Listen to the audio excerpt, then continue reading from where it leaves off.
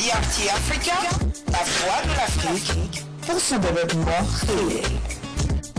DRT Africa, une séquence nouvelle pour un Congo nouveau.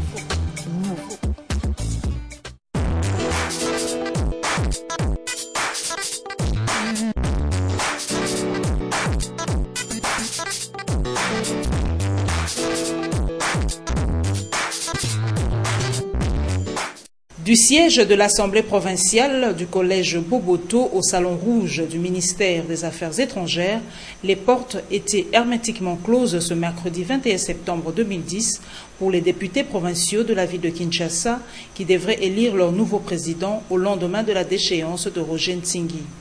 Les élus de Kinshasa sont descendus au Palais du Peuple, au siège de l'Assemblée nationale, où se sont déroulées les élections.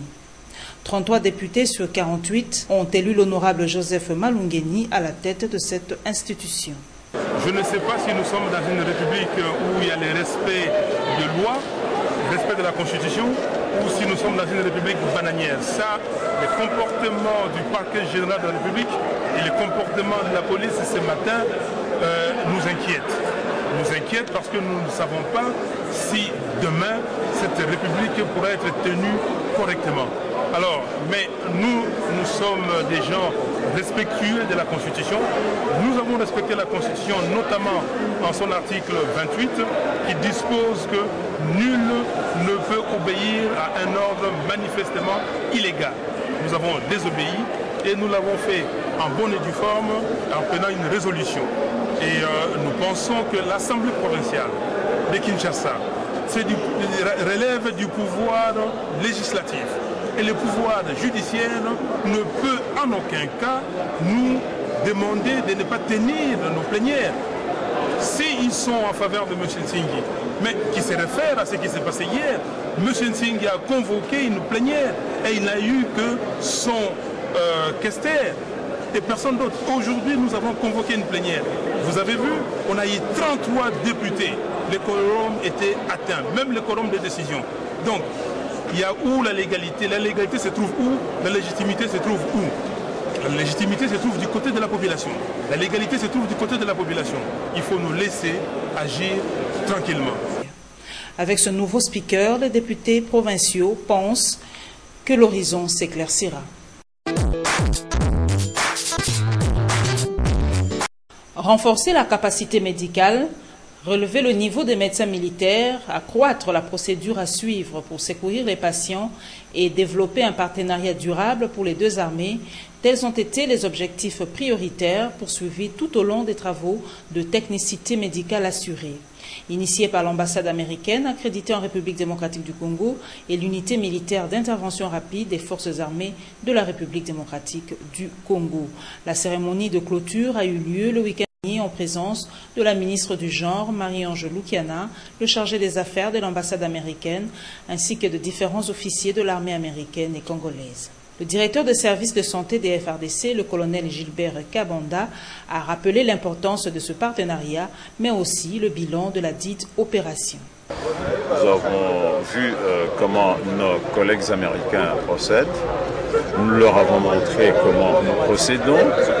Il y a eu des choses qu'ils ne connaissaient pas, que nous leur avons montrées.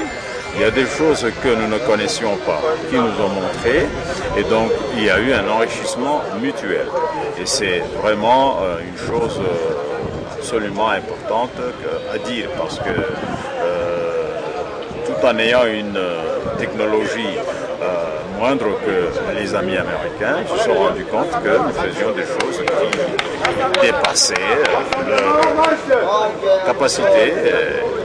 Et voilà, ça c'est sur le plan technique. La manifestation était aussi marquée par la remise de certificats et échange de cadeaux entre les autorités politico-militaires congolaises et américaines. Il y a lieu de signaler que cette opération était un moment d'intense communion scientifique, technique et sociale entre l'armée américaine et les FRDC d'un côté, mais aussi un lien de communion entre la République démocratique du Congo et les États-Unis d'Amérique de l'autre. Car les 3 phases programmées ont été scrupuleusement respectées, a rappelé le colonel Gilbert Kabanda, médecin directeur des services de santé des forces armées de la République démocratique du Congo. C'est depuis lundi 20 septembre dernier que les journées de prière et d'approfondissement de la foi en Jésus-Christ ont été ouvertes à la paroisse Sacré-Cœur dans la commune de La Gombe sous le thème « Seigneur, apprends-nous à prier ».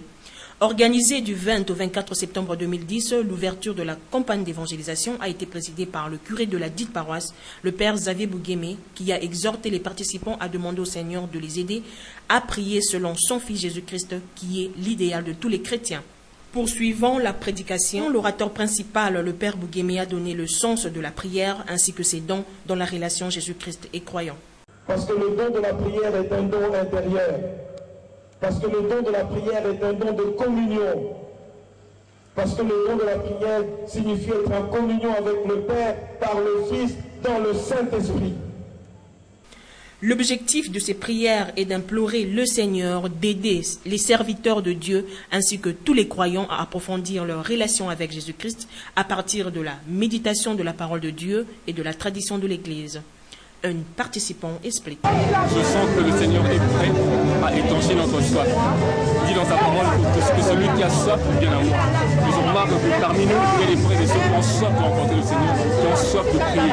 Je remarque que le Seigneur commence déjà à être prêt à étancher notre soif et à assouvir notre faim. Signalons par ailleurs que la journée de demain sera animée par le curé de la paroisse Saint-Angèle, l'abbé Nathan Chibambé, avec comme sous-thème la prière d'action de grâce. Et le thème principal, Seigneur, apprends-nous à prier, reviendra le vendredi 24 septembre 2010 avec le père Xavier Bouguémé pour boucler la campagne.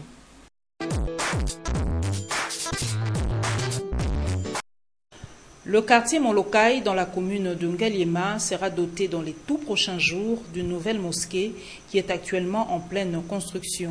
La cérémonie d'inauguration partielle s'est déroulée le lundi 20 septembre dernier sur l'avenue Boussou Adoula, numéro 3 de cette même commune. Ont participé les membres des différentes communautés islamiques de la République démocratique du Congo, ainsi que quelques partenaires qui ont contribué à la construction de cette mosquée. Un des fidèles croyants qui a offert sa parcelle, Mohamed Bilal, explique la raison de ce don. Lelo Bilal a ce qualité, bana oyo, bakozo relève, ndenge bakoko na biso basala ki misala na Arabie Saoudite. Baya Bilal basala ki misala Abubakar, mais lelo soko komi na mboka wana okoka mo misala o basala ezali héritage. Ndenge oyo, ndenge moko Bilal suka zalite be pasteur suka zalite nani oyo imam suka zalite bana o bazali wa bakozo relève. Nazani sengo mingi. Monsieur Farah, imam de la dite mosquée, n'a pas manqué de remercier tous les partenaires qui ont apporté leur pierre pour la construction de cette mosquée. Lelo toye kosala inauguration eza iloko ya mone nazena esengo mingi ya kolobeza te toze kosenga nzambe asalisa biso abanda na Alhaji Mohamed Bilal ndenge nzambe asimbaki motema na ye pe na kobemisa eloko oyo mpona Allah etikala libela ya Allah nde naze kosala remerciement na batu nyonso d'abord oyo bazalaki na manifestation oyo na bandi na Alhaji Mohamed Bilal apesaka biso isika ya mibale na ekotala bandeko ya biso ya Nuratul Rashid bauti mosika na mamlaka to Arabia to Saudia bao ba financer eloko oyo pe na zeko remercier Alhaji Hashim oyo bapesaki bango mosala elongo na Shehoud pona ko superviser mosala oyo. Rappelons par ailleurs que la construction de cette mosquée est financée par les membres de la communauté islamique d'Afrique et du monde arabe.